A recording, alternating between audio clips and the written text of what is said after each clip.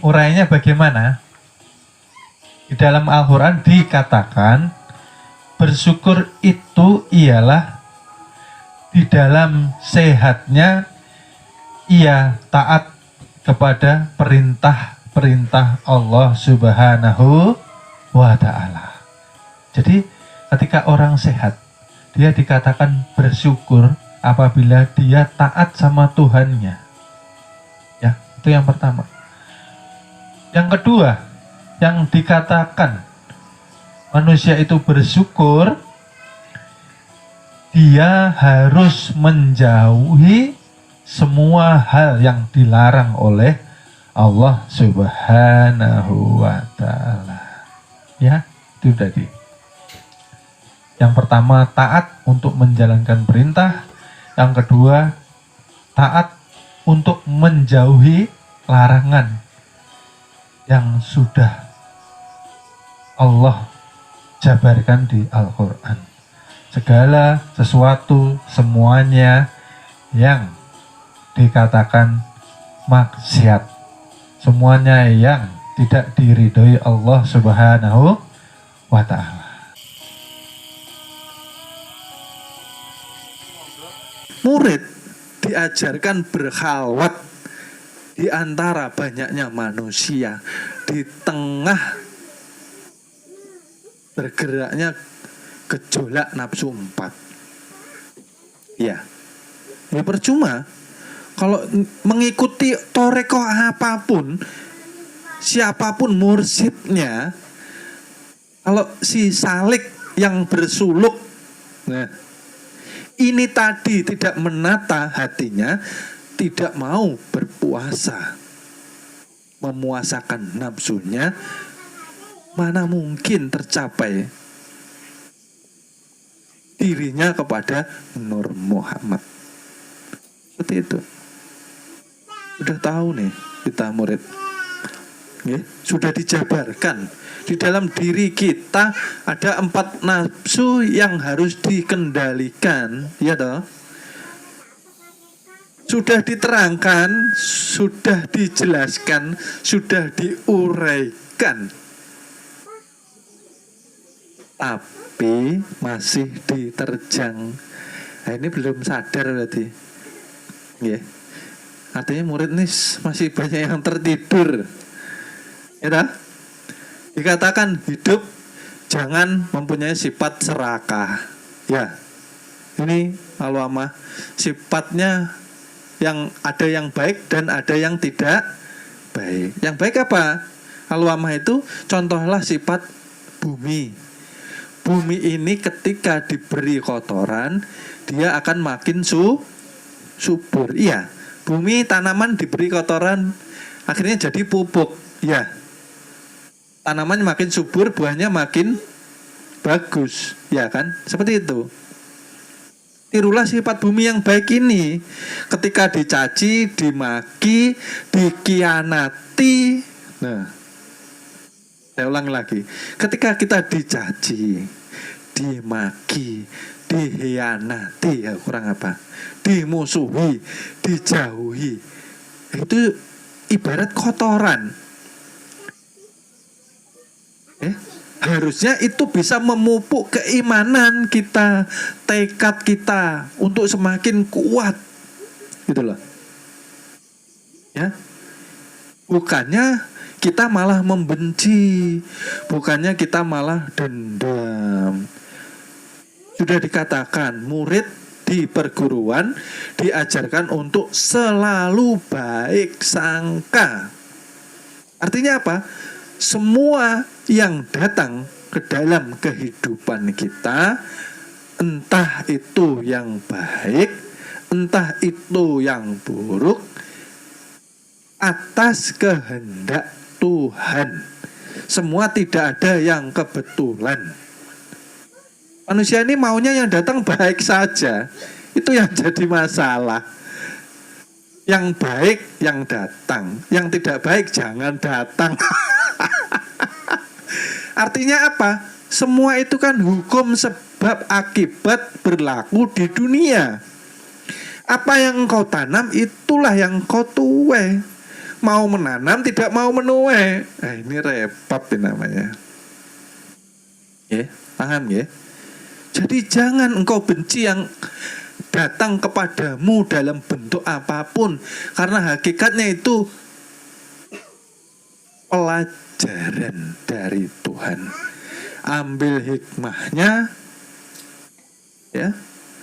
Tirulah sifatnya Rasulullah yang mudah memaafkan. Itu sifat bumi. Sifat bumi yang harus kita contoh. Nah, kita ini dimusuhi sedikit aja sudah diam-diaman ya. Seminggu, 2 minggu, sebulan. Kalau bertemu menghindar kalau bisa. Tidak cocok sedikit, musuhan. Apalagi dikhianati, wah pasti dendam mungkin, benci mungkin. Ada yang sampai seumur hidup tidak bisa memaafkan. Sifat siapa itu? Sifatnya ijajil. Maka sudah dikatakan, ketika engkau susah memaafkan orang, itu pertanda engkau susah dimaafkan Tuhan. Hati-hati. Kita ini siapa? Kok masih merasa disakiti, masih merasa dikhianati? Artinya kita merasa ada diri. Artinya kita masih belum belajar panah.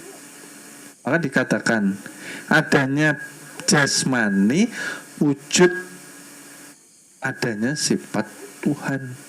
Artinya kita kan tidak ada. Kita kosong kan? Adam itu kan tiada. Artinya kosong. Kosongkanlah dirimu, kosongkanlah dadamu. Kosongkanlah pikiranmu dari hal segala sesuatu yang datang menyakitimu. Itu semua kan pelajaran. Ya. Apalagi semua untuk sesama murid dimanapun berada, gitu loh. Jalin silaturahmi, gitu loh. Ya. Jangan sedikit-sedikit seperti itu.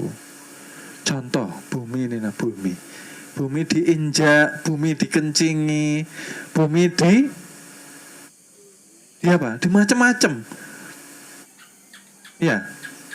Tapi bumi yang diberikan kepada manusia yang terbaik, Masya Allah. Itulah sifatnya Rasulullah. Oleh sebab itu Rasulullah itu akhlaknya Al-Quran. Bisa enggak kita gitulah, ya, mau dapat syafaat, mau diakui umat, tapi akhlak kita wah kok bertolak belakang dengan nabinya. Nabinya suka memaafkan, ini umatnya mendendam. Ayo diperiksa lagi hatinya. Maka kalau kotor hati kita, ingat ini petuah orang tua. Kalau hati kita kotor, berarti kita mengotori hari-hari kita dengan sia-sia. Ya, kita mau pulang jangan lupa bekal kita ini apa. Yang kita tanam itu sudah banyak atau belum? Kebaikan kita ini lah. Maka usahakan setiap hari, setiap jam, setiap detik terus mengupayakan untuk selalu menanam kebaikan. Yang pertama, menanamkan kebaikan ke dalam diri sendiri melalui berpuasa ilmu, supaya badan jasmani ini tidak terseret ke dalam kehinaan. Siapa yang memperturutkan hawa nafsunya, maka dia akan hina. Sudah jelas loh, kok masih diterjang terus? Ini artinya murid banyak yang tidak sadar, masih tertidur nih, tertidur tapi jalan nih. Apa nih? Nyata ini tidak boleh, ini tidak baik, masih dijalani. Artinya tidak takut sama Tuhan, ya tak? Artinya apa? imannya palsu, sholatnya palsu, syahadatnya palsu, mengaku cinta Tuhan palsu, pantas hidupnya semrawut. Nah, hidup inilah yo, kita ini mencari ridhonya Allah Subhanahu wa ta'ala. Di dunia ini jangan terlalu lah, nggak ada syukur-syukurnya sama Tuhan. Dikasih sehat, ya, lalu dipakai semaunya. Itu loh yang repot, yang bikin masalah.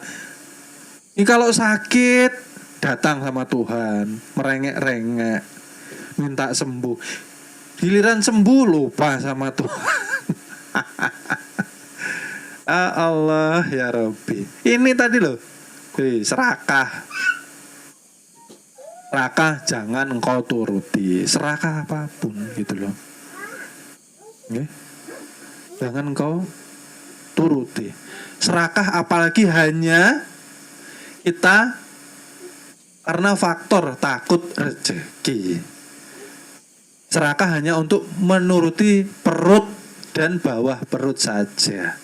Artinya seperti ini kan sifatnya sifat sapi ya, sifat kambing, sifat kerbau ya. Kalau hanya perut dan bawah perut, ya jangan dituruti seperti ini ya. Sudah tahu kan? Ya, jangan dilanggar. Tahu, tapi susah mengendalikan ya Pak Guru. Ya karena sampean kurang dalam puasa. Puasamu kurang, makanya kamu nggak punya power untuk mengendalikan nafsumu sendiri. Artinya apa? Engkau selalu hina, terseret oleh kudamu. Engkau terseret oleh nafsumu. Gitu loh. Ini perbuatan tidak baik untuk jasad. Masih dilakukan. Tidak sadar berarti. Maka makrifat itu dibangun atas kesadaran. Sadarlah bahwa Tuhan esa denganmu. Tuhan gak pernah meninggalkanmu. Tapi kok engkau tidak malu melakukan maksiat itu? Artinya engkau sedang terseret oleh nafsumu. Terseret. Nah, waktu ini banyak loh, 24 jam. Tapi dalam 24 jam ini pikiran kita, perbuatan kita terseret kepada perhatian, kesibukan hanya dunia saja. Inilah kan repot. Bagaimana kita mau mendapatkan petunjuk? Sedang dada kita, pikiran kita penuh dengan gejolak hawa nafsu. Ya, betul.